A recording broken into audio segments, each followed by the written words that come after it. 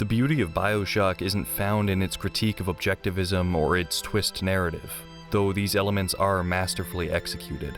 Rather, it's in how the game constructs an environment where physical isolation serves as the perfect metaphor for philosophical isolation, and then uses that environment to confront players with the reality of human nature. Rapture isn't just a failed utopia.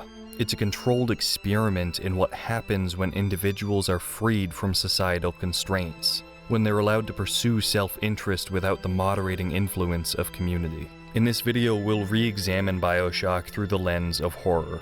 Not as a game with horror elements, but as a horror masterpiece that uses the language of first-person shooters to deliver its message. By analyzing how the game frames its horror, leverages its isolated setting, confronts players with their own moral capabilities, and ultimately offers connection as the antidote, we can appreciate Bioshock's lasting power not just as a critique of extreme individualism, but as a profound statement on the horror of isolation. Bioshock excels at horror not solely due to what it shows the player, but because of how it shows them. While the gaming industry was locked in an arms race of gore and jump scares, Irrational Games was preparing to release something different. Something that would challenge not just how we play horror games, but how we think about horror itself.